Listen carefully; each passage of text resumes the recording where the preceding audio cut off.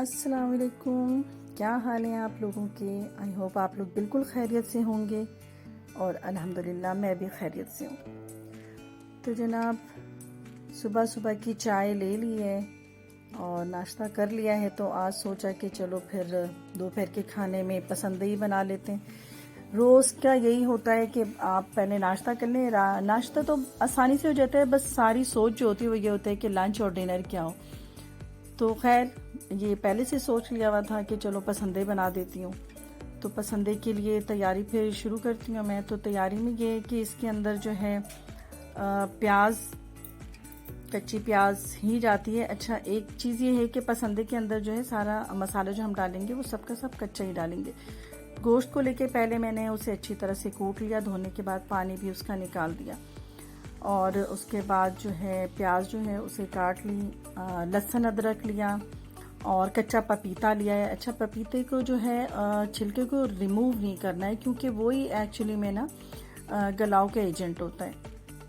तो प्याज को भी मैंने बहुत कम पानी में, मतलब ये कि पहले प्याज डाली तो उसने अपना पानी जो छोड़ा है ब्लेंडर में, तो उसके साथ ही मैंने अदरक लहसुन भी डाला और पपीते को भी उसी में डालती चली गई, तो वो उसी पानी में ही बिल्कुल पिस गया। इसमें ज़्यादा पानी की ज़रूरत ऐसा होती नहीं है ना, क्योंकि ये तो फिर एक खुश्क सा आइटम होता है।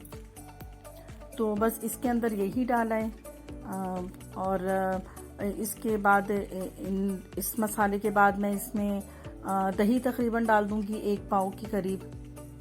अगर 1 किलो पसंदें हैं तो 1 पाव दही मैंने इसके अंदर डाल दिया। और ड्राइड मसालों में पिसी मिर्चें, नमक, हल्दी, पिसा ज़ीरा और थोड़ा सा गरम मसाला डाल दूंगी।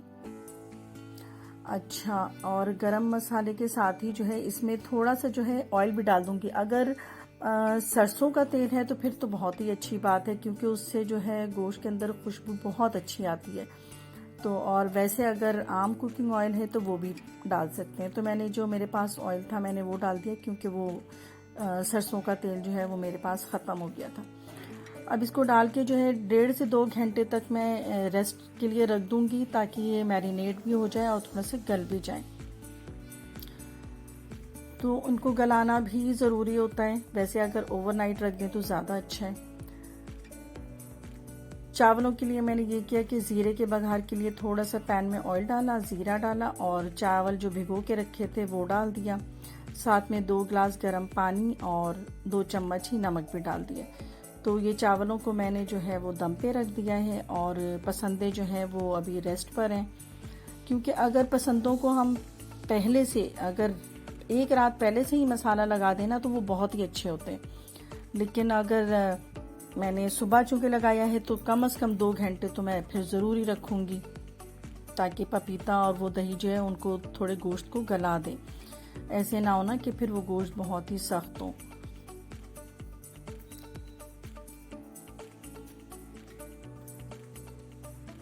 चावलों को दम लग चुका है और चावल बहुत ही अच्छे निखरे और अलग अलग से दाने हो गए।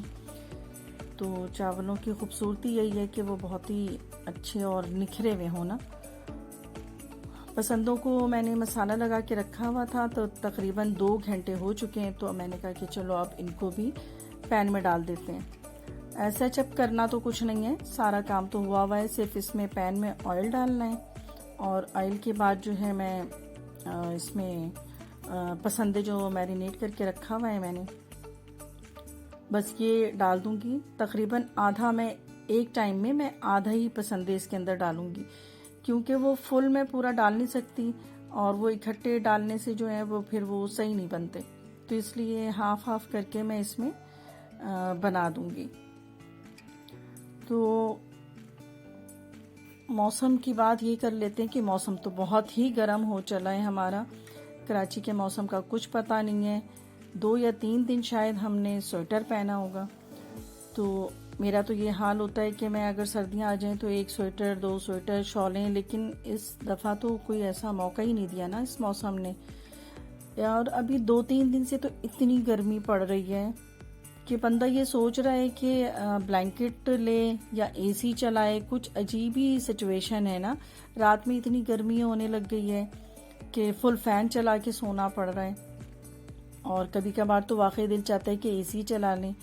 और अभी भी गर्मी इतनी है कि किचन में काम करते हुए जो है वो बिल्कुल गर्मी है और पसीना भी आ रहा है। तो मौसम बिल्कुल ही अजीब सा हो गया है। सर्दियों के इंतज़ार में अभी तो कुछ सर्दियों के आइटम बनाए भी नहीं थे, और यही सोचते रहते हैं कि रात में कॉफ़ी पिए, कहवा पिए या सूप पिए। यहाँ तो ये मौका ही नहीं दिया इस मौसम ने। तो जनाब यही है कि कराची वालों के नसीब में जो है अभी गर्मियाँ ज़्यादा लिख दी गई हैं, तो हम अभी गर्मियों को एंजॉय करेंगे। पसंदे जो हैं ये तकरीबन हो चुके हैं। 15 से 20 मिनट बाद जब मैंने देखा है तो वो हो चुके हैं। तो थोड़ा सा इनको जो है वो ड्राई कर लेंगे, क्योंकि इसके अंदर मसाला वो कच्चा हमने डाला है कि वो प्याज भी कच्ची है, लहसुन अदरक भी है, तो उनकी बू ना हो। तो इसलिए बहुत अच्छे से ना उन्हें फ्राई कर लेंगे मसालों को, जब तक उनका तेल ऊपर ना आ जाए।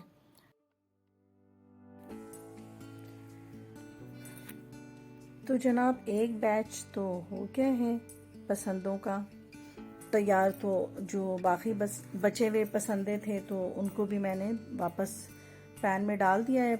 प्रोसीजर वही होगा, उनको डाल के फिर मैंने कवर कर दिया है। कोई 15 से 20 मिनट में तकरीबन वो भी हो जाएंगे।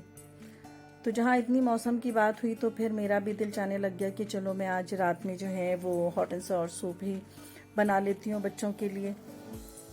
छोटी बेटी की फरमाइश आ गई कि मुझे फ्राइज़ बना दें, तो उनके लिए फ्राइज़ भी बना दिया लगे हाथ ही। तो जब किचन में काम कर रहे हो और कोई कुछ कह देता है तो बहुत मुश्किल नहीं होती है, मैं बड़ी आसानी से चीज़ें भी बना देती हूँ। बच्चों की फरमाइश ही तो पूरी करनी होती है, इतनी छोटी छोटी फरमाइशें होती हैं बच्चों की। तो बस वो फ्राइज़ बना कर दे दिया, और साथ ही मैंने ये किया कि मेरे पास थोड़ी सी चिकन रखी हुई थी बोनलेस, तो उनको डाल दिया तकरीबन 1 लीटर पानी में। और मेरे पास कॉर्न भी रखे हुए थे, वो मैंने कभी लिया था, वो फ्रीज़र में था, तो मुझे याद है, मैंने कहा चलो ये भी डाल देती हूँ उसमें। तो वो मैंने कॉर्न भी डाल दिया उसमें, और थोड़ी सी नमक के साथ अभी मैं इन्हें बॉईल कर लूँगी ताकि अच्छी तरह से यखनी निकल जाए उनकी। ये पसंदे भी तकरीबन होने ही वाले हैं। इनको मैंने अभी चेक किया है तो गोश्त जो है वो तकरीबन गल चुके हैं। तो बस अब इनके मसालों को मैंने थोड़ा ड्राई करना है। थोड़ा सा मैं इनको और मज़ीद फ्राई कर लूँगी, क्योंकि मसालों का कच्चापन होना नहीं चाहिए। तो एक साइड पे उन्हें फ्राई के लिए रखा हुआ है। तो इस अरसे में ये करती हूँ कि गाजरों को जो है पील ऑफ करके मैंने उनके छोटे छोटे टुकड़े कर लिए हैं, या तो इन्हें फिर बारीक बारीक काट लिया जाए। तो ये मतलब गाजरों के जो है ना छोटे छोटे चंक्स होने चाहिए हॉट एंड सॉर सूप में। तो इसके लिए ये करना चाहिए कि या तो उन्हें बिल्कुल बारीक बारीक काट लेना चाहिए, या फिर जो मैंने तरीका अप्लाई किया कि उनको जो है मैंने चॉपर में छोटे छोटे पीस करके चॉपर में चॉप कर दिया। तो वो बहुत ही ना छोटे छोटे चंक्स हो गए, मतलब सिर्फ 1 या 2 दफ़ा बटन प्रेस किया है तो इस तरह से बना लिया है। चिकन बॉयल हो चुके हैं तो उन्हें मैंने यूँ निकाल लिया कि चिकन के पीसेस थोड़े बड़े लग रहे थे, तो मैंने कहा उनको भी थोड़ा सा मैं श्रेड कर लेती हूँ, छोटे छोटे चंक्स कर लेती हूँ, क्योंकि ये सालन तो नहीं है, सच यखनी है और सूप है, तो उसमें हर चीज़ को ना बिल्कुल एक साइज़ का ही होना चाहिए। तो इसलिए उनको निकाल के मैंने उधर रख दिया कि थोड़े ठंडे हो जाएं तो मैं उन्हें फिर पीसेस को छोटे कर लूँ। तो जैसा मैं कह रही थी कि मैंने सिर्फ 1 से 2 दफ़ा ही बटन दबाया है चॉपर का, तो ये देखें बिल्कुल छोटे छोटे से ना इसके चंक्स हो गए गाजरों के। तो बस इस तरह अगर कर लेंगे तो काम भी आसान हो जाएगा, सहूलत भी हो जाएगी। तो जो बड़े पीस हैं उन्हें फिर दोबारा से मैं कर लूँगी।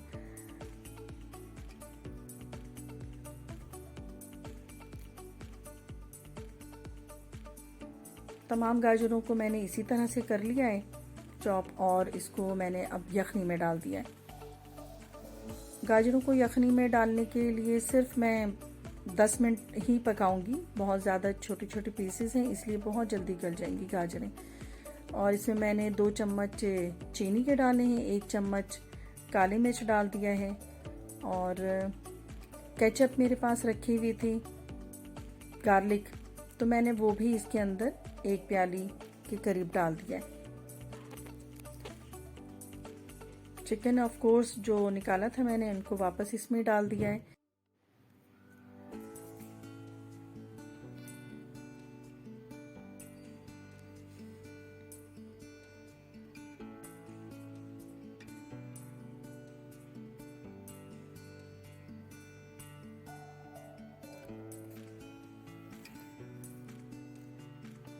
दस से 15 मिनट के बाद बस इस तरह की होगी।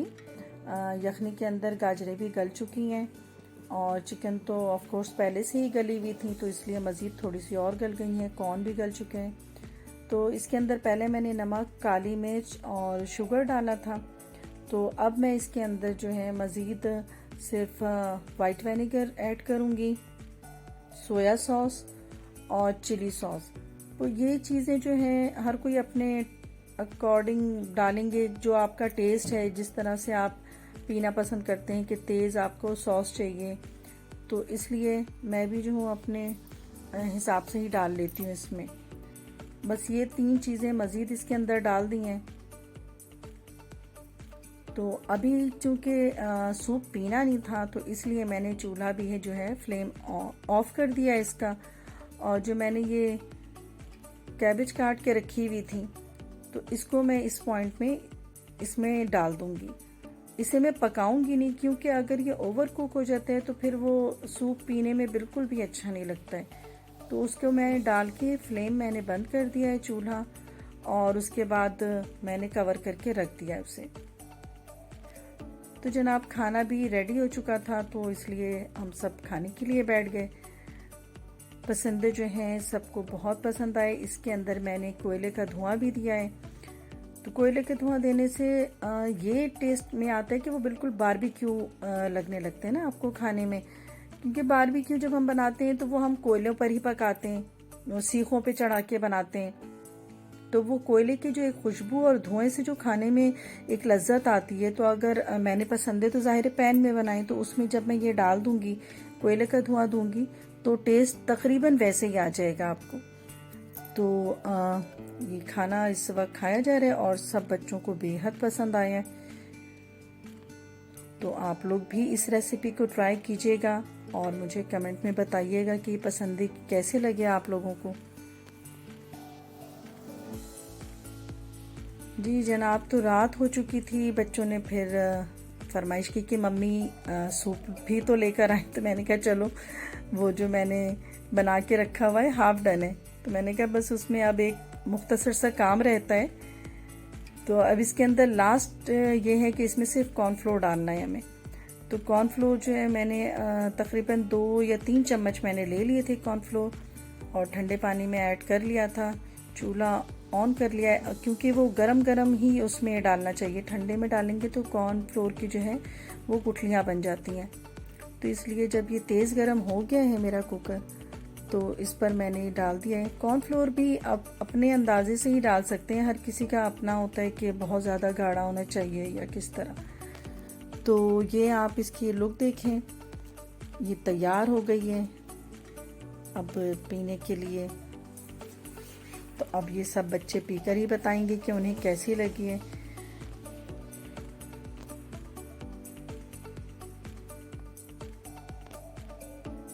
तो बस अब यहाँ बैठकर सब हम रात के इस वक्त थोड़ा सूप को एंजॉय करेंगे। टीवी देखते हुए बच्चे आ गए और हम लोग अब ये सूप पियेंगे। तो आप भी ट्राई करें इस रेसिपी को और बताइए कि हॉट एंड सॉर सूप आपको